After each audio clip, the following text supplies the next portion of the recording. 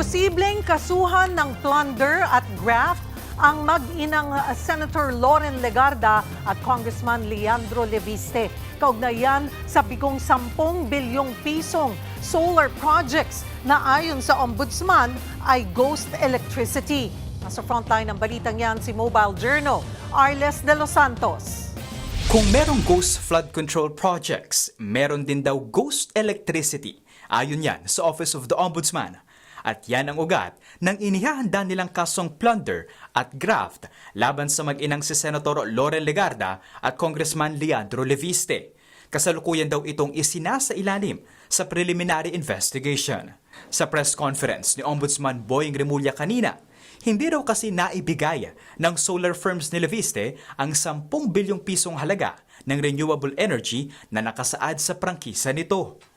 Di ba meron tayong mga ghost projects na binitira? Dito, ghost electricity.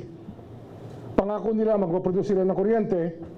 Pangako nila sa Philippine Energy Plan, nakalimbag itong dapat production na gagawin ng solar. Pero hindi nila ginawa. Kung meron silang ginawa, kakaunti, kakarampot.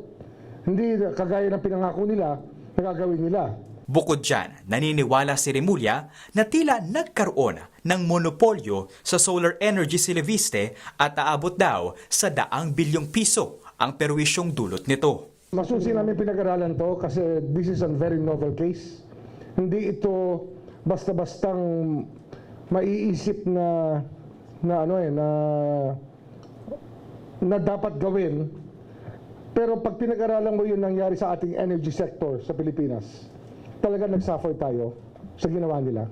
Nang tanungin naman kung bakit konektado si Senator Loren, ayon kay Ombudsman Remulla, hindi makakakuha ng franchise noong 2019 ang anak nitong si Leviste kung hindi dahil sa tulong ng senador na siyang chairperson noon ng Senate Finance Panel. Kasama rin sa mga respondent ang dating Energy Department Secretary na si Alfonso Cusi na siyang kasabwat umano sa monopolyo. Matatanda ang nagsumite ng reklamo ang DOE sa Department of Justice laban kay Leviste at 5 opisyal ng Solar para sa Bayan Corporation sa alegasyong paglabag sa Public Service Act.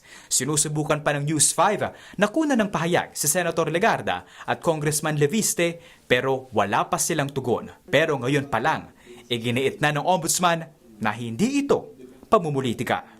Nagbabalita mula sa Frontline, Mobile Journal Arles de los Santos, News 5. Mga kapatid, Cheryl Cosing po. Maging maalam at may pakialam sa mga napapanahong issue at headlines. Mag-follow at mag-subscribe na sa social media pages ng News 5.